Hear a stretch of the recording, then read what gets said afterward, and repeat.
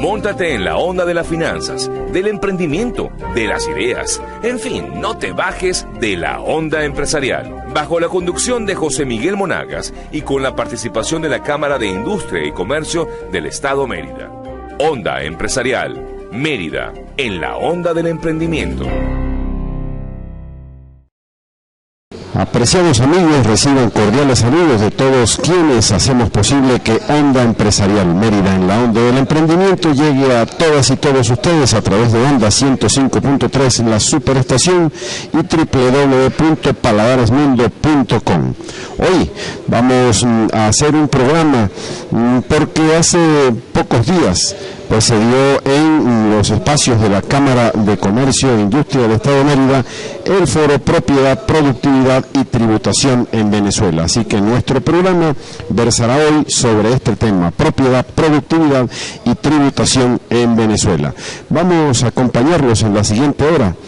En el control técnico en los estudios María José Contreras, en la grabación y edición de este espacio Jorman Ramírez, en el montaje Eslián Balbuena, y quien tiene el placer para hablar con todas y todos ustedes, José Miguel Monagas, certificado 42.944 de la Universidad Central de Venezuela y 16.363 del Colegio Nacional de Periodistas. Bien, apreciadas amigas, amigos todos, hoy vamos a conversar con los profesionales. Andrea Rondón, ella es doctora en Derecho, coordinadora del Comité de Derechos de Propiedad de Cedice Libertad. Asimismo, con el doctor Lenín Guerra, economista, egresado de la Ilustre Universidad de los Andes, y el doctor Leonardo Palacios, ex parlamentario y actualmente presidente de la Asociación Venezolana de Derecho Tributario. Así que nuestro espacio pues es por demás interesante, porque debemos acotar que últimamente todas las reformas realizadas a las leyes en materia económica y en particular aquellas vinculadas a la recaudación de impuestos, como la reforma a la ley de impuestos sobre la renta, tienen como único objetivo aumentar la recaudación como una forma de atenuar el impacto de la caída en los precios petroleros. Y esto redunda, por supuesto, en un desorden fiscal y monetario que ha desembocado en una mayor carga tributaria, y actualmente pues tenemos un modelo con énfasis en la renta. Pero vamos a dejar que los apreciados expositores de este foro sobre propiedad, productividad y tributación en Venezuela pues conversen para todas y todos ustedes a través de Onda 105.3, la superestación, y www.paladaresmundo.com. Continuando con el programa de la Cámara de Comercio, queremos conversar con los ponentes que estuvimos en días recientes en las instalaciones de la Cámara, donde se llevó a cabo el foro Propiedad, Productividad y Tributación en Venezuela. 3 temas que vienen al tapete a raíz de todas las situaciones que estamos viviendo, donde particularmente consideramos que la propiedad está en alto riesgo, la productividad en una decadencia grave y la tributación cada vez más costosa, por decirlo menos, para el empresariado en general y para el público en general. Quiero presentarles a el politólogo Lenín Guerra, quien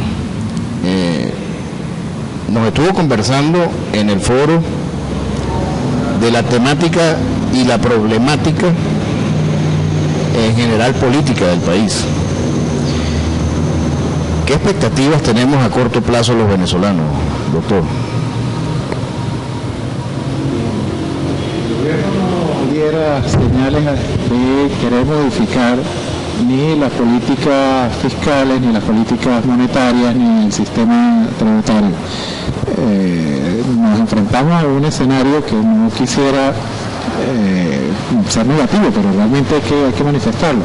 Un escenario que no se vislumbra para nada alentador, porque se empeña en mantener esquemas que el año pasado y durante 15 años el resultado catastrófico, no quiere modificar el control de cambio, no quiere tomar las medidas adecuadas para abatir la inflación, sigue manteniendo esquemas impositivos que expolian a la clase trabajadora, que expolian a la clase empresarial, y en un esquema represivo en general con la clase política. Entonces realmente a corto plazo no hay buenas perspectivas este año para Venezuela si no hay las señales adecuadas por parte de rectificación de este gobierno.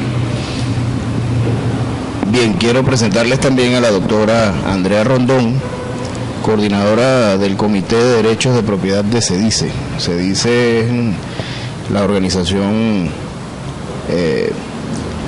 para la divulgación, el Consejo para la Divulgación del Conocimiento Económico, del cual de alguna u otra manera tenemos vinculación en la Cámara de Comercio, y aprovecho un poco para hacer del conocimiento público. Tenemos a disposición publicaciones que están solo en la librería de CEDICE en Caracas, pero nosotros por acá tenemos también la oferta de esos libros que son bastante interesantes. Doctora Rondón, ¿cómo está en este momento la situación de la propiedad privada en Venezuela? Digamos, en los últimos índices internacionales que miden la situación de la propiedad privada en los distintos países, de 187 países, Venezuela siempre queda en los últimos lugares, en el puesto 187. Y eso se debe a que desde el año 2007 se ha detectado una política sistemática de desconocimiento de la propiedad privada, ya sea por omisión o por actuación por parte del Poder Ejecutivo, del Poder Legislativo y del Poder Judicial. No existe propiedad privada, no existe respeto a la propiedad privada. Y además hemos detectado formas distintas a las formas tradicionales de afectación de la propiedad privada. Uno pudiera pensar que la expropiación ha sido tergiversada, ya no es una garantía de la propiedad privada, es una sanción administrativa. Ya existen otras formas de afectación de la propiedad, no solamente la titularidad, sino también otros atributos de la propiedad, como el uso y el goce, como con medidas como la ocupación temporal, la intervención. Es decir, sigue siendo propietario en el papel, pero en los hechos no te puedes comportar como propietario con un bien. Y de hecho, con ocasión al foro que se hizo hoy, uno también se preguntaba si la forma en que están previstos los impuestos hoy en día, esa voracidad tributaria que tiene hoy en día, municipal, estatal y también nacional, son formas de afectación de la propiedad privada, y nosotros pensamos que sí, tal y como se están planteando hoy y como están previstos hoy el sistema impositivo. Eso nos lleva a nuestro tercer y último invitado de la mañana de hoy, el doctor Leonardo Palacios, conocido desde hace unos años, y quien es presidente de la Asociación Venezolana de Derecho Tributario. Doctor Palacios, esa aseveración que realiza la doctora Rondón, ¿hasta qué punto es cierto? Los tributos se están convirtiendo en una medida sancionatoria, ya no solo una medida contributiva, sino una medida sancionatoria y además confiscatoria de la propiedad privada en Venezuela, en las empresas. No es que exista un punto para llegar a un resultado que es verdad, sino que estamos justamente viviendo lo que es la forma de complementar toda esta planificación centralizada que es la que orienta el tipo de Estado que tiene Venezuela, que incluso no es ningún secreto que fue el programa complementario al Simón Bolívar del 2007 al 2013, que se llamó Plan de la Patria y que después se convirtió en ley nacional, donde la tributación no solamente cumple con función de recaudación, sino como forma de interdicción de la empresa privada, del emprendimiento privado, de lo que se conoce, de acuerdo a la Constitución, la iniciativa privada, que es un derecho esencial que forma una expresión, una manifestación de la libertad económica, que es la base esencial de todo derecho fundamental. La tributación es necesaria en las sociedades, la tributación es necesaria para mantener las actividades del Estado. Ahora, hay ciertas condiciones de racionalidad para que esa tributación sea legítima. En primer lugar, que exista una representación, que sea el producto de una discusión abierta, protagonizada por todos los sectores que van a ser incididos o afectados, alcanzados económicamente por los tributos, y eso no se da por cuanto se ha sacado de su escenario nacional, de escenario natural que es la Asamblea Nacional, y se ha llevado entonces a las discusiones en los fríos pasillos de la Vicepresidencia de la República, donde ni siquiera participa la Administración Tributaria Nacional, es decir, el CENIAT.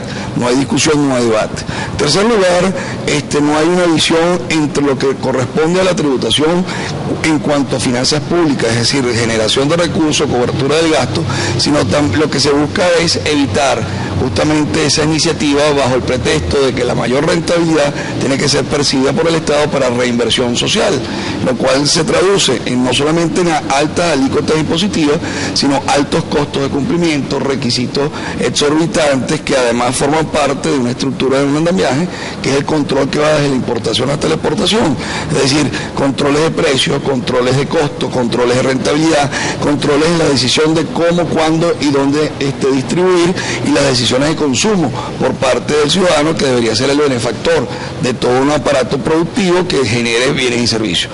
Y en cuarto lugar, esa forma de concepción del Estado, la forma de concebir y definir la tributación, hace que el derecho de propiedad se manifieste prácticamente como nulo. Es decir, no solamente es que tú realices tu actividad, sino que tú desees fomentar la actividad económica para dar la posibilidad de incrementar la renta a cada uno de los factores, a tu forma de capital organizado junto con un trabajador que aporta su trabajo, donde tú quieres mayor rentabilidad para la producción de bienes, del cual puede ser tu parte de producción de insumos propiamente dicho, lo que se conoce en general como el concepto de tierra, que son los insumos necesarios, la transformación de ese trabajo empresarial, que es justamente el valor agregado que tú le das, pero que tú quieres maximizar tu rentabilidad, y la rentabilidad que corresponde al trabajador en mayor aspiración de sueldo y salario. Cuando tú tienes el control férreo por vía de contribuciones para fiscales de la nómina, donde tienes control férreo de la rentabilidad propiamente dicha del empresario, y adicionalmente tienes una serie de controles, autorizaciones, cupos, obviamente todo el sistema se vuelve confiscatorio, la propiedad no existe, como señalaba la doctora Rondón, y obviamente se hace nulo el efecto de productividad, que fue el tema que tocó el doctor Kerner el día de hoy. De manera que la conclusión es: sí existe, y es el punto esencial de lo que señalaba la doctora Rondón, que la tributación se ha convertido en el gran cepo que ha utilizado la planificación centralizada para arremeter contra el empresario. Ahora, hay una, en mi opinión, falsa, y sería bueno ver si nos lo aclaran al público, de que la tributación es coercitiva únicamente para la empresa. Y ni hablemos de la propiedad, que ya tocaremos el tema, pero desde el punto de vista del ciudadano. Porque la tributación y el tema tributario, la presión tributaria pareciera, o incluso caemos a veces en la discusión redonda de que siempre va hacia la empresa.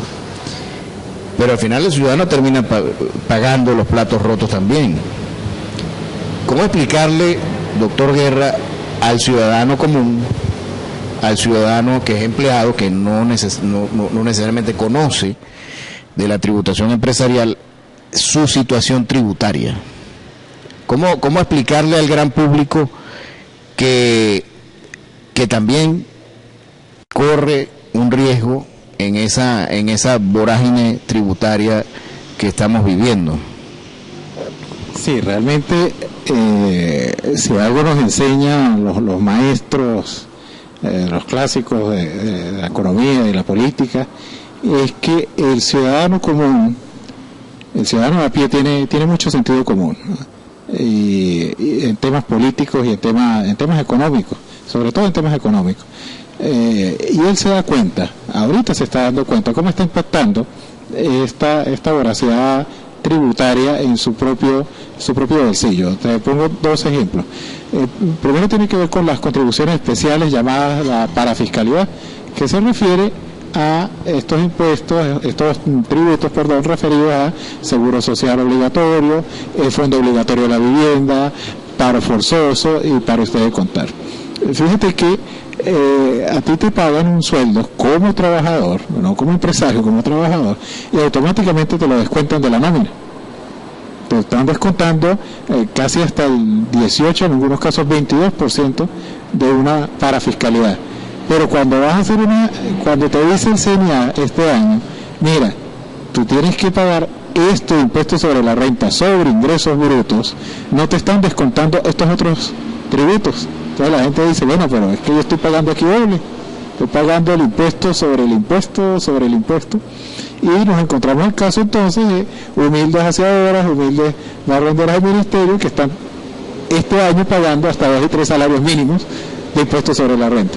Entonces esta situación se está poniendo cada vez más difícil, muy peligrosa para el gobierno está jugando con fuego, porque las grandes revoluciones empezaron por falta de pan y por un aumento de los impuestos, y eso pasó en Inglaterra, y eso pasó en Estados Unidos con la guerra de independencia, eso pasó en Francia con la revolución francesa, eso pasó en Rusia con la revolución rusa, y ahorita la CTV hoy está convocando a todas sus filiales el día de hoy para discutir el problema de la tributación de sus trabajadores. Entonces, la gente sabe que este gobierno está haciendo todo lo posible por recabar recursos de donde no tiene, y no solo se conformó con expropiar a las empresas, con tributar a las empresas, sino ahora también quiere exacerbar el propio bolsillo de los trabajadores. Entonces ciertamente ya este trabajador entiende y se pone del lado del empresario. Una cosa, creo que lo único que ha hecho excelente el gobierno este año, de poner del mismo lado al trabajador y al empresario para decirle al gobierno, no, suficiente señor, ya basta de su locura, por favor, seamos serios, seamos responsables con la tributación. Las realidades que percibe el ciudadano. En días recientes fuimos testigos de la intención de la Asamblea Nacional de promulgar una ley que le otorgara la propiedad a los beneficiarios de la Gran Misión Vivienda Venezuela, y a la negativa fuerte y diríamos descarada de parte del Ejecutivo Nacional. Pero ¿de qué manera puede un ciudadano que es beneficiario legítimo de la Gran Misión Vivienda Venezuela, bien sea a título oneroso, es decir, que esté pagando su vivienda, o pagando la vivienda que habita, mejor dicho, y independientemente de quien no lo esté haciendo, pero que está gozando de ese beneficio? Esa persona, esa familia beneficiaria, tiene posibilidades de que más adelante los hijos hereden esa vivienda, como pasó por ejemplo con las construcciones del Banco Obrero hace ya 50, 60 años, urbanizaciones por ejemplo que acá en Mérida fueron construidas completamente con fondos de lo que en aquel momento sería el equivalente a la Gran Misión Vivienda Venezuela del día de hoy, pero con viviendas obviamente muy diferentes, de una calidad absolutamente contrastante, en área, en calidad de construcción y además en calidad de propiedad. Pero ¿qué alternativa puede tener una persona, digamos, que pretenda asegurarle un futuro a sus hijos, doctora? Es de destacar esta iniciativa que tuvo la Asamblea Nacional, porque esta iniciativa que hace es regularizar una situación que está absolutamente irregular, era una situación precaria, porque con la Gran Misión Vivienda tú no eras propietario de la vivienda que se te adjudicaba, que esa es la palabra, tú no eras propietario, tú eras adjudicatario, y al ser adjudicatario tú no tenías el título, en consecuencia tampoco podías, por ejemplo, que los hijos heredaran esa vivienda, no podías luego vender esa vivienda, no podías disponer de esa vivienda, no lo podías arrendar, es decir, estaba condicionado, no podías gozar plenamente de la vivienda en el sentido de la propiedad de la vivienda, porque no tenías disposición, uso y goce, que eso es los atributos naturales de la propiedad privada. Con este proyecto sí se intenta regularizar eso, hacerte propietario y ser realmente honesto en el sentido, yo te voy a entregar un título y que se va a registrar, se va a protocolizar, porque sin protocolización o registro del título no eres propietario. Con un simple documento emitido por el ministerio no eres propietario. Eso es algo que siempre hay que decirle a la gente. Esas son otras formas de afectación de la propiedad. no te entrego la propiedad, yo te hago adjudicatario. Yo cambio los nombres, yo utilizo la neolengua, por así decirlo, yo utilizo otros términos, yo cambio las palabras. No eres propietario, pero eres adjudicatario, y te lo venden como si fueras propietario, lo cual no es cierto. Entonces, con este proyecto se intenta justamente reivindicar la propiedad privada, no solamente de los beneficiarios de la misión, sino de aquellos que pudieron ser expropiados de bienes que estaban destinados para esta misión. La idea es verificar si fue constitucional o no el procedimiento, si se cumplió o no con el procedimiento, e indemnizarte, es decir, realmente expropiarte, de ser el caso, si llegan a un acuerdo, etcétera, etcétera. Es decir, no solamente se reivindica la propiedad de los beneficiarios, sino de todos, es decir, la propiedad como institución. Doctor Palacios, la tributación es uno de los componentes de la política fiscal, entendiendo la fiscalidad como el manejo o la administración de los ingresos y de los egresos públicos. ¿Es necesario en el caso venezolano? Percibimos que sí, cómo no, el precio del petróleo puede estar en $20, hay quien dice que está en 15, hay quien dice que está en 22, hay quien dice que está en 25. En todo caso, si bien está muy por debajo de los 125 que llegó a estar, está muy por encima, y durante 17 años estuvo muy por encima de los $8 por barril que estaba hace 17 años. Y para nadie es un secreto que hace 17 años las condiciones económicas en general eran muy diferentes a las actuales. ¿Es necesario entonces que el gobierno recorte gastos para que, digamos, sus ingresos le alcancen y se arrope hasta donde le alcanza la cobija? La política fiscal tiene que ser producto en la vertiente del ingreso que concreta la política tributaria, es decir, la creación de tributos, tiene que ser producto de varios elementos. Uno, tiene que haber un reordenamiento del Estado. Ciertamente el Estado actual no es el mismo del Estado de la época del presidente Caldera, donde el barril petrolero estaba a $11 por el barril. Obviamente hay un incremento de la población, es un Estado que se ha hipertrofiado, un Estado que adicionalmente está amamantando un Estado de manera de contrabando. Digo de contrabando porque es un Estado abiertamente contrario a la Constitución, que es el Estado comunal. Entonces, obviamente tienes un Estado, un paralelismo de dos instituciones, el municipio, la comuna, la ciudad comunal, los estados, y el Poder Nacional, que cada día asume competencias que no son propias, que solapa competencias que son dentro de un esquema de descentralización que se fue consolidando de manera típica y atrofiada, por decirlo de alguna manera, donde existe un nivel intermedio de gobierno, que son los estados y los municipios, pero donde no ha existido coordinación en el ejercicio de la actividad pública, no ha existido coordinación ni armonización en la tributación. De manera que, en primer lugar, necesitas de la visión del Estado global, necesitas de un reordenamiento del Estado. En tercer lugar, necesitas coordinación en la actividad pública, la actividad financiera, en la vertiente del gasto, pero sobre todo necesitas armonizar la creación de tributos para evitar toda esta presión fiscal excesiva que deriva no solamente de los impuestos tradicionales, que es el impuesto sobre la renta del IVA, sino de un cúmulo de contribuciones parafiscales que ha llevado incluso por falta de mecanismos compensatorios, como tuvimos muchos años, que fue importante recibir toda la recaudación del IVA y luego redistribuirla a los estados y los estados a los municipios, al eliminarse el FIDES, al no crearse el Fondo de Compensación Interterritorial con los elementos importantes que se habían definido, al desconocerse la esencia y si además se desdibujó la esencia de las asignaciones económicas especiales, eso llevó a un colapso de las finanzas públicas. Pero todo eso requiere de una visión global y se requiere sobre todo de voluntad política para hacer del sistema tributario suficiente a niveles de cobertura del gasto, reducción de esa presión fiscal mediante la armonización y coordinación, y sobre todo el aceptar cuáles son las verdaderas atribuciones del Estado, qué le corresponde al Estado, y evitar ese solapamiento o evitar la asunción de responsabilidades o de competencias que deberían estar en el sector privado, como por ejemplo a nivel de educación, como por ejemplo en ciertos niveles del sistema de salud, a nivel de la salud privada, del sector cultural, del sector deportivo e incluso científico. De manera que es una visión que requiere voluntad política y obviamente del sentido democrático de lo que es ese Estado de Derecho, que tanto se habla, pero que cada día se desdibuja y se implosiona por efecto del desconocimiento del gobierno en esa concepción de imponer un Estado comunal a trocho y mocha.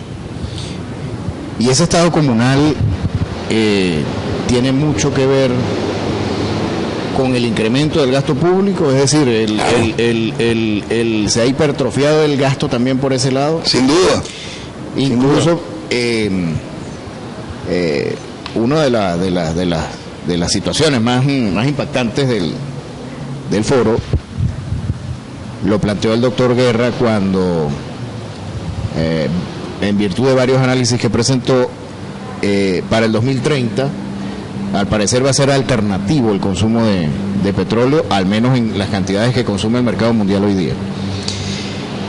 Y quiero mencionar una frase que hace 2 años, cuando se celebraron los 30 años de CEDICE, estuvimos en ese evento, que pronunció José Luis Cordeiro, que dice que la edad de piedra no se acabó por falta de piedra, y la edad de hierro tampoco se terminó por falta de hierro.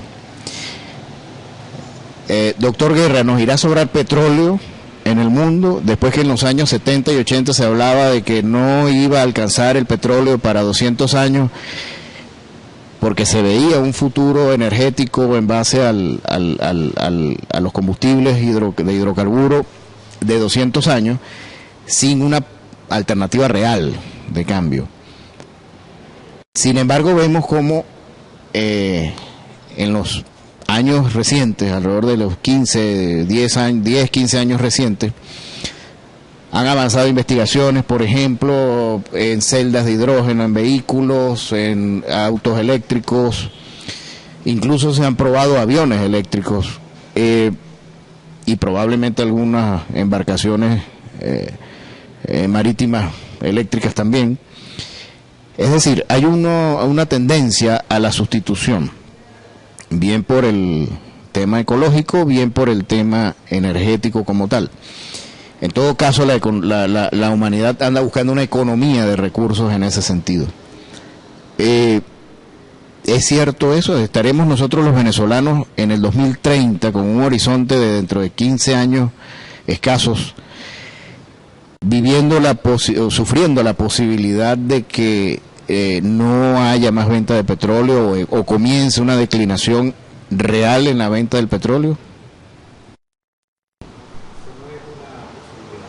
Es un hecho. Ya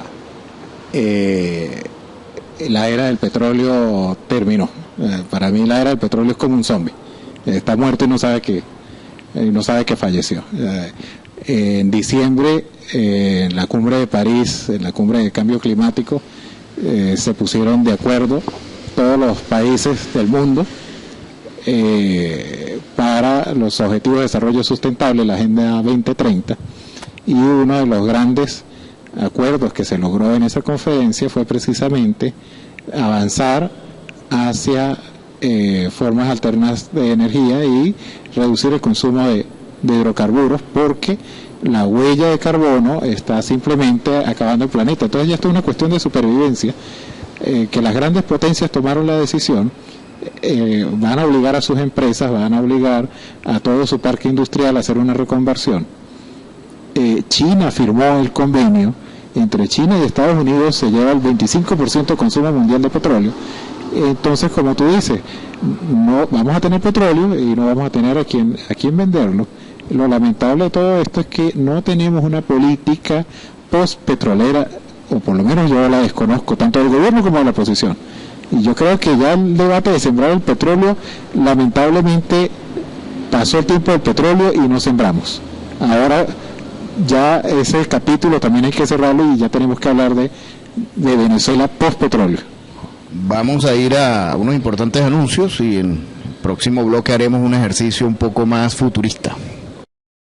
Bien, apreciados oyentes, pues por demás interesantísimas las exposiciones de nuestros invitados en esta mañana en Onda Empresarial, Mérida en la onda del emprendimiento, los ilustres profesionales del derecho y la economía, Andrea Rondón, coordinadora del Comité de Derechos de Propiedad de CEDICE, el doctor Leonardo Palacios, presidente de la Asociación Venezolana de Derecho Tributario, y el economista Lenín Guerra, de la ilustre Universidad de los Andes. Es bueno también acotar que al empresario en la actualidad en Venezuela no se le auspicia, no se le protege, sino se le ataca, y acórrala con procedimientos y formas de intervención que espantan la posibilidad de inversión primaria o de reinversión de la productividad generadora de mayor riqueza, valor agregado nacional y fuentes de trabajo. Vamos a un paréntesis musical para el retorno, continuar hoy hablando sobre lo acontecido en el foro Propiedad, Productividad y Tributación en Venezuela. Ya venimos con más de Onda Empresarial, Mérida en la onda del emprendimiento.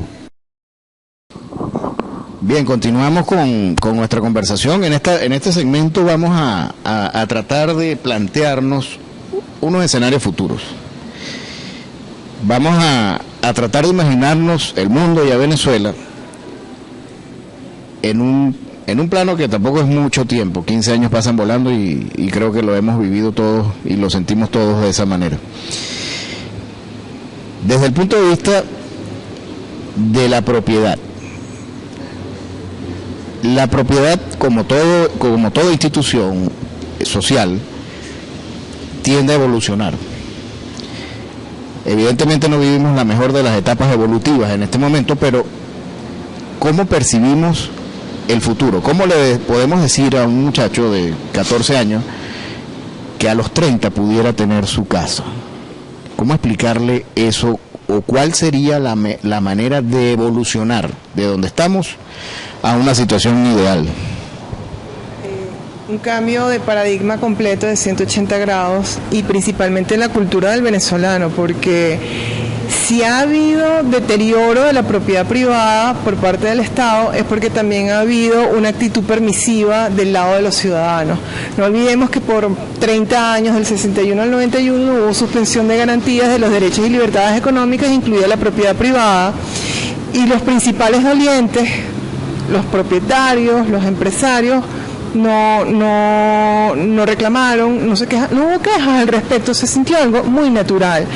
Con lo cual tenemos el reto de cambiar el paradigma, tenemos el reto de cambiar la cultura. Y digo el reto porque está inmanente en cada uno de nosotros, así nos criamos, así lo vemos. Cuando yo propongo eliminar el control de cambios, eliminar el control de precios y libre mercado, todo el mundo se sorprende. Libre mercado, y yo sí, libre mercado, nunca lo hemos tenido, pero sí, vamos a intentar algo distinto a lo que hemos intentado en los últimos años que no nos ha resultado.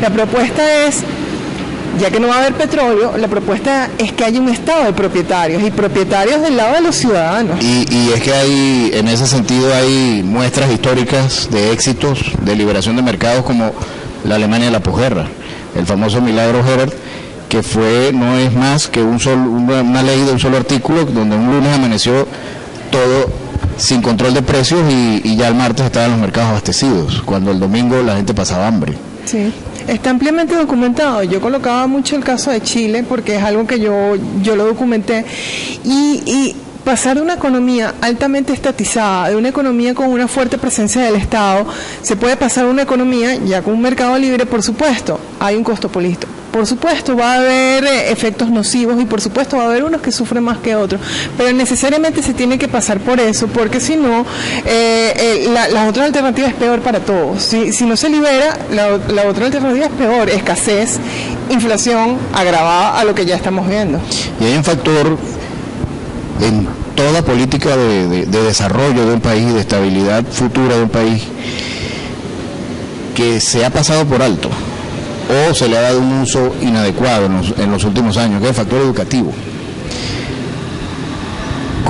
¿Cómo formar a la gente, cómo formar a las generaciones que van, no a tomar el relevo, porque no se trata de una sustitución de una generación por otra, sino cómo formar a las generaciones de los niños que hoy tienen 10 años y que dentro de otros 10 años ya se van a incorporar o están prestos a incorporarse al mercado activo laboral, ¿cómo prepararlos para lo que viene?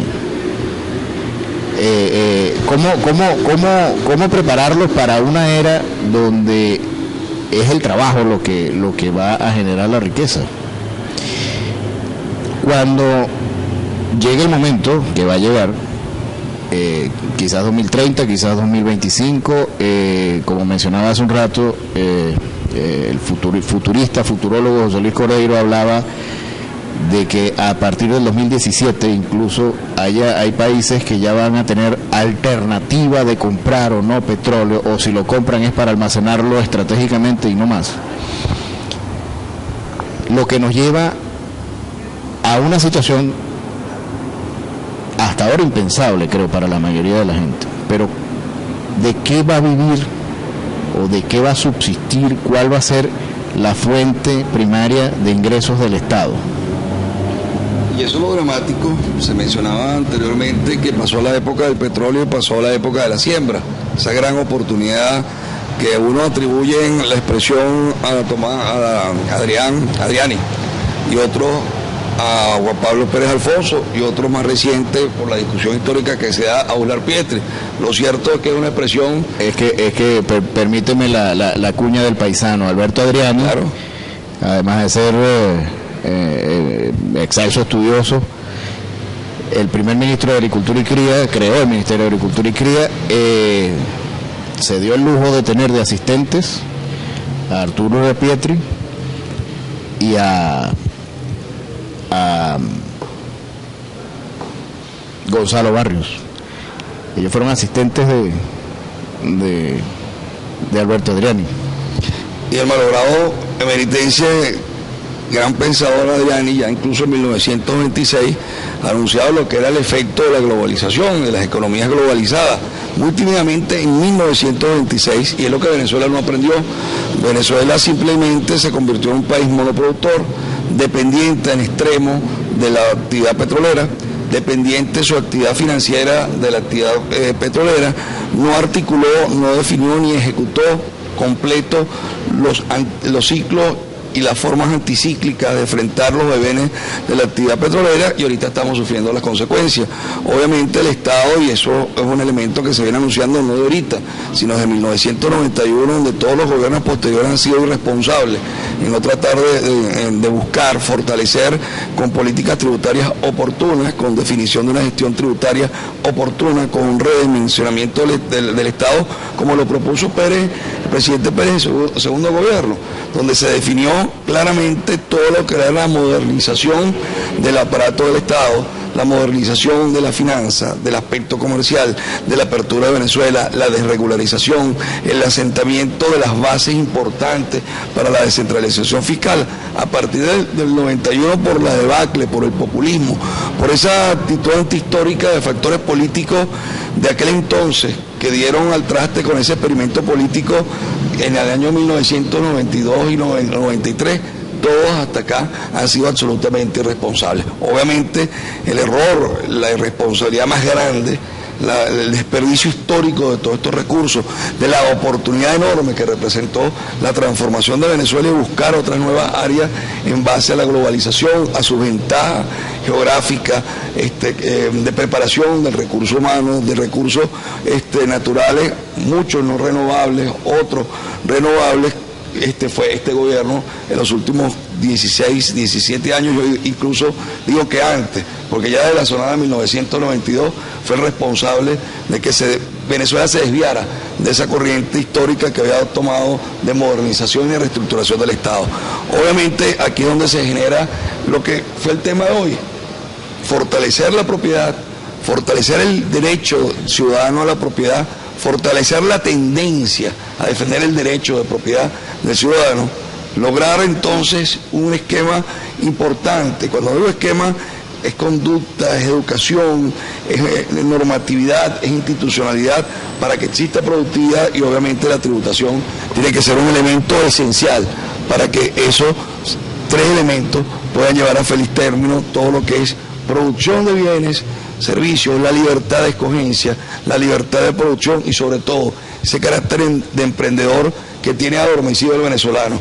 que lamentablemente en los últimos años, como señalaba Andrea, hemos dejado que efectivamente se lesionen nuestros derechos, hemos dejado que se nos allane la libertad, hemos dejado que se nos cercene la libertad económica y nos hemos hecho prácticamente unos esclavos modernos de este Estado comunal. En este estado de cosas hay aparentemente lo que yo llamo una competencia por la productividad entre la rama ejecutiva del Poder Nacional y la rama legislativa de la Asamblea Nacional. Ambos han pretendido publicar y legislar sobre la productividad. ¿Es posible legislar sobre la productividad? ¿O estaríamos hablando de algo así como que se plasme en una ley en la Asamblea o en un decreto ley el tema de la ley de la gravedad? O sea, ¿cómo explicarle al ciudadano común que aquello no necesariamente debe estar regido por una ley? Es que independientemente del contenido, que ya el contenido del proyecto de ley que se está discutiendo en la Asamblea Nacional es cuestionable, ya el que existe una ley de producción nacional no tiene ningún sentido, no se puede legislar respecto a eso, es un orden natural, eso es espontáneo. El mercado, que son personas, no son simple y llanamente bienes y servicios, entonces tú no puedes legislar sobre las elecciones de las personas, tú no puedes establecer un precio justo, el único precio justo lo determina el mercado, el oferente y el demandante, simple y llanamente, no me cuadra no me ajusta tu precio, yo voy y busco otras opciones. Claro, para eso tengo que tener otras opciones, entonces, ¿qué es lo que tienes que hacer, Estado? Inmiscuirte lo menos posible, eliminar la cantidad de obstáculos posibles para que efectivamente se genere esa productividad, no legislar sobre algo que es natural, que es espontáneo. ¿Y no será que precisamente el obstáculo es el Estado? Este Estado hipertrofiado del que nos hablaba el doctor Leonardo. Sí. Es que yo creo lo siguiente, o sea, cuando se habla de la ley de productividad, es simple y llanamente buscar a través de un instrumento debatido, discutido, con valor y efecto general de ley, desmontar todos los controles. Tú no puedes aceptar controles de costos, precios, rentabilidad, distribución, acceso a divisas, el uso de la propiedad. La ley de productividad lo que tiene que es desmontar, no flexibilizar, es lo que tiene que garantizar el que no exista más controles y que el Estado simple y llanamente actúe en lo que tiene que actuar. Y en la definición que se está haciendo en la ley de productividad es todo lo contrario, es más de lo mismo pero más suave. Bueno, muy entretenida la discusión el día de hoy, como dicen, el tiempo nos alcanzó. Queremos darle las gracias muy cordiales por el evento que se llevó a cabo y por esta oportunidad de llegar al público, a nuestros radioescuchas del programa de la Cámara de Comercio, y en nombre de la directiva de la Cámara de Comercio y de todos los afiliados de la Cámara de Comercio, pues muchísimas gracias y esta es su casa. Gracias. Placer, gracias. Bien, apreciados oyentes, pues llegando ya a poner punto final a nuestro espacio el día de hoy, conversando sobre propiedad, productividad y tributación en Venezuela con la doctora Andrea Rondón, coordinadora del Comité Directivo de Propiedades SEDICE, el doctor Leonardo Palacios, presidente de la Asociación Venezolana de Derecho Tributario, y el doctor Lenín Guerra, economista de la Ilustre Universidad de los Andes. Pues con esta exposición nosotros vamos a poner punto final a Onda Empresarial Mérida en la Onda del Emprendimiento, invitándolos de nuevo para una nueva audición a través de Onda 105.3 y de www.paladaresmundo.com. Nos despedimos con esta frase de Milton Friedman: una sociedad que priorice la igualdad por sobre la libertad no obtendrá ninguna de las dos cosas. Una sociedad que priorice la libertad por sobre la igualdad obtendrá un alto grado de ambas. Muchísimas gracias a todos por su compañía.